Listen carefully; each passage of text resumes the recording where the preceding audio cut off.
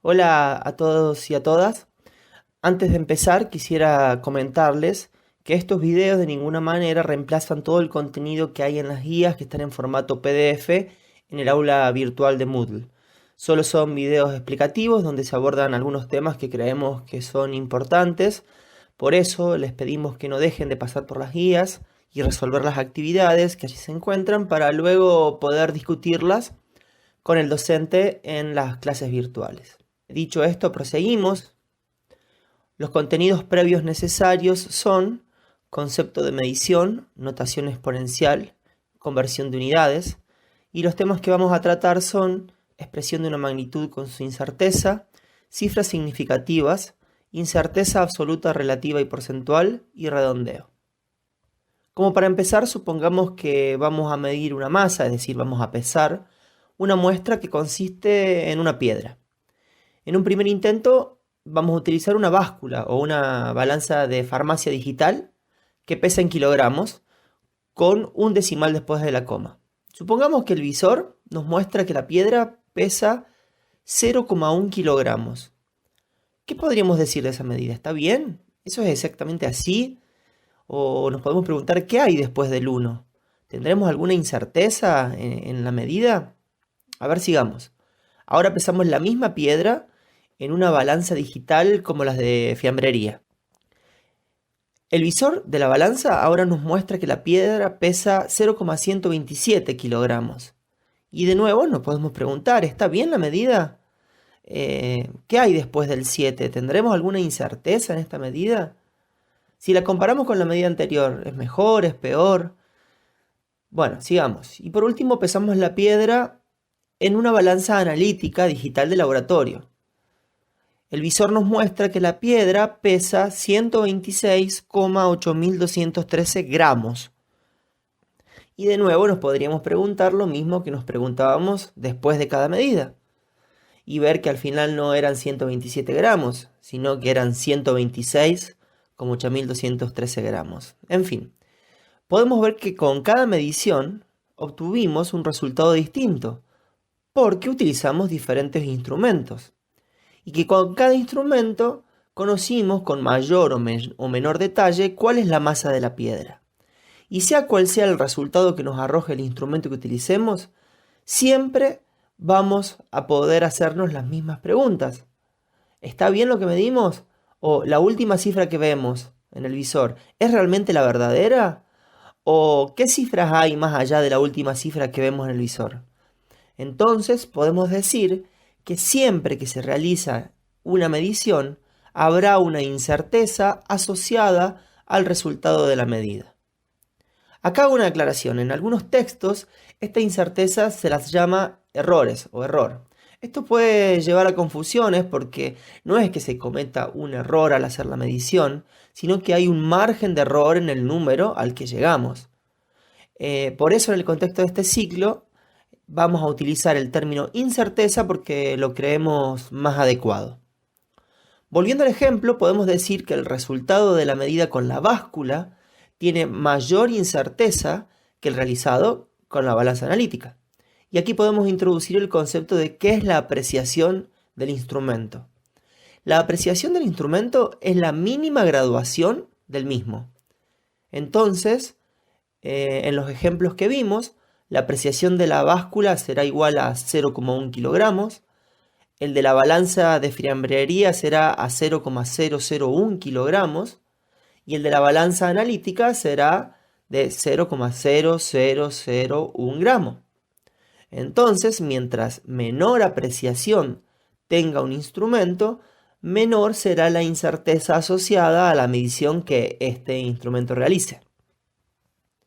Como dijimos recién, en toda medición existe una incerteza asociada al resultado numérico de la medida. Entonces, al informar una cantidad medida, debemos informar también la incerteza asociada a dicha medida. Y la forma de escribirlo es la magnitud más menos la incerteza, todo esto entre paréntesis, seguido de la unidad correspondiente. Esta incerteza que se informa es la que denominamos incerteza absoluta y tiene la misma unidad que la magnitud que se ha medido. Existen otras incertezas que son adimensionales y que las voy a mencionar más adelante, pero siempre que hablemos de incerteza sin aclarar a qué tipo de incertezas nos referimos, estamos haciendo referencia a la incerteza absoluta. Volviendo a los ejemplos de las balanzas, la incerteza asociada a cada una de estas medidas es igual a la apreciación del instrumento. Entonces, la forma correcta de informar esas medidas serán, en el caso de la balanza de farmacia, 0,1 más menos 0,1 kilogramos. En el caso de la balanza de fiambrería, la forma correcta será 0,127 más menos 0,001 kilogramos. Y en el caso de la balanza analítica digital será 126,8213 más menos 0,0001 gramo. Hay que tener en cuenta que la incerteza absoluta siempre se informa con una sola cifra significativa. Pero, entonces, ¿qué son las cifras significativas? En el contexto de las ciencias, debemos asumir que toda cifra escrita enuncia algo, tiene un significado. Volvamos, por ejemplo, al caso de las balanzas. La báscula informó que el peso de la piedra fue de 0,1 kilogramos. ¿Será lo mismo informar que pesa 0,100 kilogramos? A ver, desde el punto de vista matemático, 0,1 y 0,100 son el mismo número. Pero en este contexto, donde hay un número con una unidad, un contexto de magnitudes físicas, porque estamos pesando una masa, cada número escrito debe tener sentido. Los ceros que suceden al 1 no fueron ceros medidos, es más, en la medida siguiente, al utilizar la otra balanza, vemos que los números que deberían suceder al 1 son el 2 y el 7, no ceros.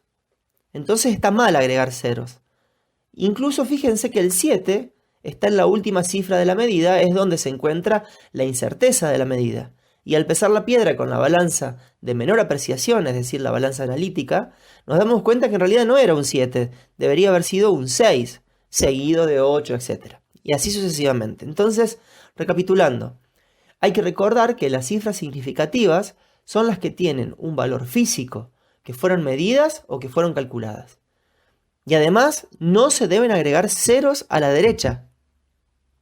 Distintos son los ceros que se colocan a la izquierda del número, que representan una magnitud, porque en este caso, estos ceros muchas veces son necesarios para ubicar a la o las cifras significativas en el lugar decimal que corresponda.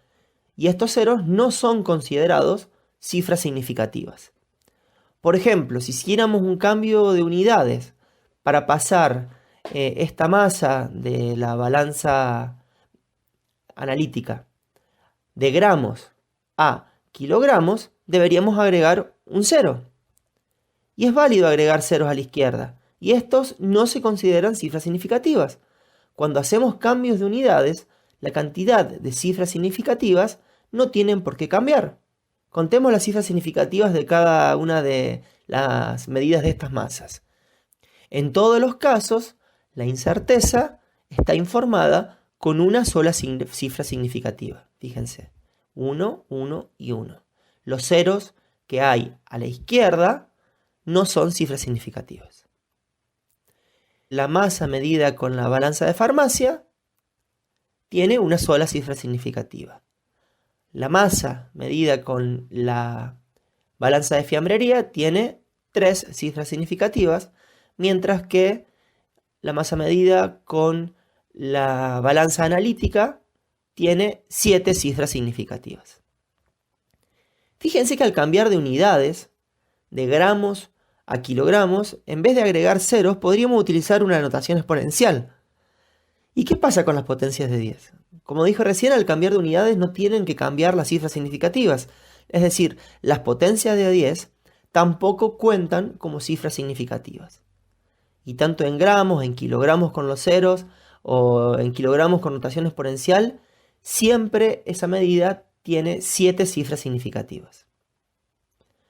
Puede darse el caso de que, por necesidad, debamos redondear un número en una determinada cifra.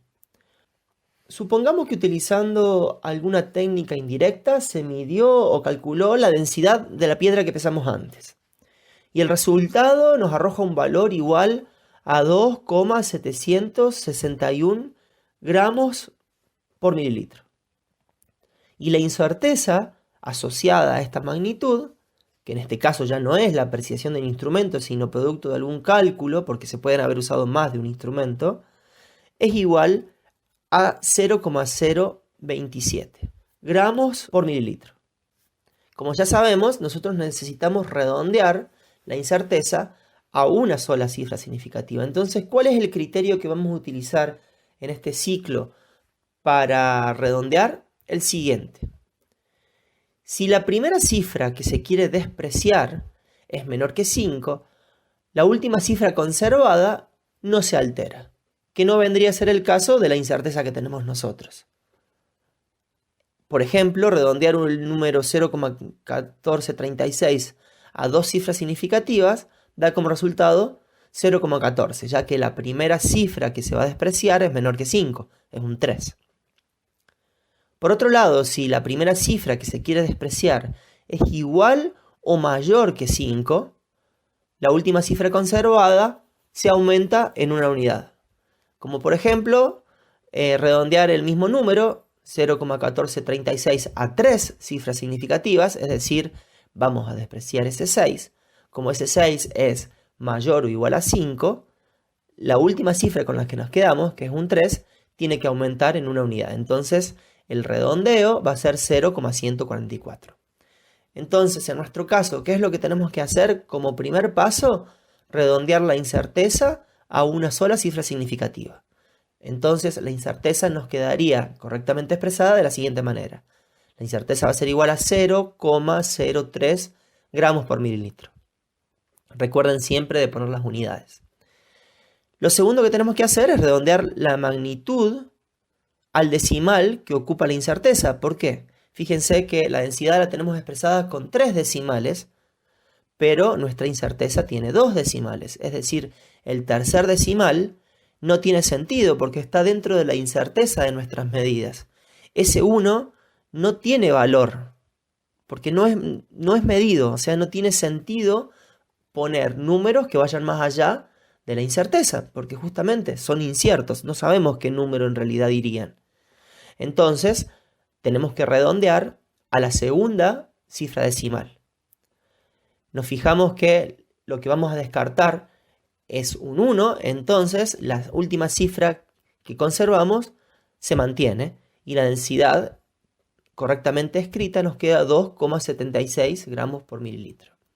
Entonces, por último, vamos a escribir de manera correcta el resultado de la medición, que nos quedaría 2,76 más menos 0,03, todo eso entre paréntesis, gramos por mililitros. En todos estos casos, utilizamos instrumentos digitales para realizar las medidas. Las incertezas asociadas en todos los casos fueron la apreciación del instrumento utilizado. Pero puede darse el caso de que utilicemos un instrumento analógico, donde el resultado de la medición no aparezca en una pantalla, sino que tengamos que verlo nosotros y procesarlo nosotros. Como por ejemplo, ¿qué hubiera pasado si a la piedra la pesábamos en una balanza de cocina analógica como la de este tipo? En la que vemos que hay que ver hasta dónde se mueve la aguja en una escala graduada para saber cuál es la masa.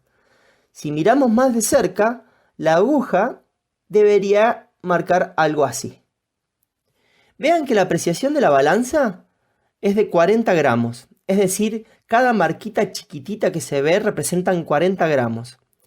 Si usáramos esa apreciación, a la hora de informar la masa de la piedra, deberíamos decir que la masa pesa 12 más menos 4 por 10 a la 1 gramos. Fíjense que no podemos escribir 40 como incerteza absoluta o como apreciación del instrumento, porque tenemos que expresarla con una sola cifra significativa, y tampoco podemos escribir 120 gramos porque la incerteza está en las decenas de gramos. El 0 en las unidades del 120 no tiene ningún sentido físico, ya que la incerteza se encuentra, como dije recién, en las decenas. Ahora, si el operario del instrumento tiene experiencia y buena vista, se puede animar a hacer una estimación de la medida. En este caso, podríamos imaginarnos que existe una división entre las dos marquitas en las que cae la aguja y decir que podemos estimar o diferenciar hasta la mitad de la apreciación del instrumento. Entonces, en ese caso, sería en que se puede estimar a los 20 gramos. Si hiciéramos esto, entonces, la medición correctamente informada sería de 14 más menos 2 por 10 a la 1 gramos. Fíjense que estimamos a 20 gramos, por lo tanto, la incerteza absoluta será de 20 gramos, que informada correctamente es una sola cifra significativa, así que tenemos que poner 2 por 10 a la 1. Hay que tener en cuenta que no se debe estimar más de una cifra. En los ejemplos que vimos hasta ahora, la incerteza estaba relacionada con el instrumento de medida, que en estos casos eran balanzas. Pero puede haber otra fuente de incerteza, distintos de la apreciación del instrumento o la estimación. Imaginen esta situación. Supongan que se quiere medir el tiempo que tarda un auto de carreras en dar una vuelta completa a una pista. Para eso hay 5 personas que miden ese tiempo con cronómetros digitales que son capaces de medir hasta la centésima del segundo, es decir, que la apreciación de los cronómetros es 0,01 segundo. Supongamos que cada uno de los cronometristas midió estos tiempos que están mostrados aquí. ¿Qué valor informaríamos? Lo que se debería hacer es un promedio de las medidas de cada cronometrista. El promedio se calcula sumando cada una de las medidas y dividiéndolas por el número de medidas sumadas. El valor promedio entonces en este caso es 32,48 segundos. Ahora, ¿sería correcto informar como incerteza de esa medida la apreciación del instrumento viendo la dispersión de medidas que hubo? Es decir, ¿estaría bien poner que el auto da la vuelta a la pista en 32,48 más menos 0,01 segundo? No, no sería correcto. Fíjense, si pusiéramos en una recta numérica todos los valores de tiempos medidos, veríamos que hay lo que se denomina un intervalo de incerteza. Es decir, que el valor verdadero del tiempo que se mide se encuentra seguramente dentro de este intervalo de tiempos.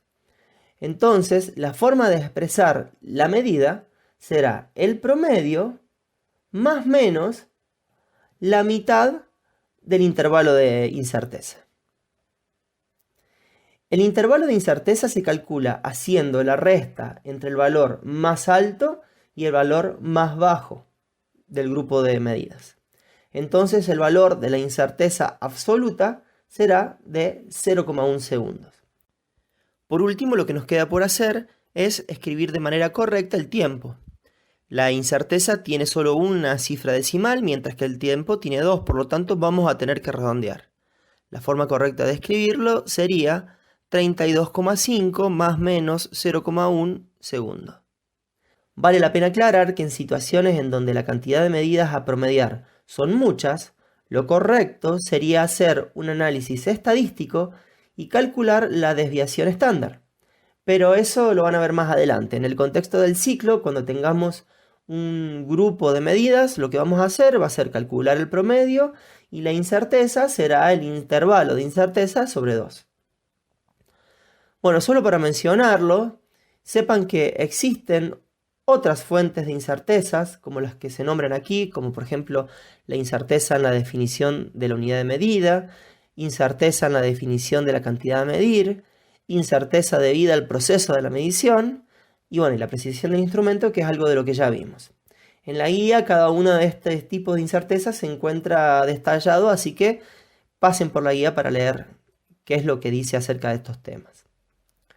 Y ya como para terminar y resumir algunas cosas, ya vimos que un número, digamos que es un número X que exprese una magnitud medida experimentalmente, siempre estará afectado por un margen de incerteza, al cual llamamos incerteza absoluta, y lo expresamos como un delta X en este caso. La incerteza absoluta debe tener siempre solo una cifra significativa, el mismo número de decimales después de la coma que x, es decir, que la magnitud, y la misma unidad que x.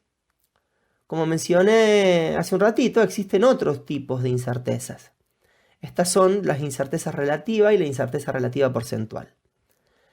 La incerteza relativa, llamémosla E para utilizar la misma nomenclatura que hay en la guía, se define como el cociente entre la incerteza absoluta y la magnitud medida. En fórmula sería delta x sobre x.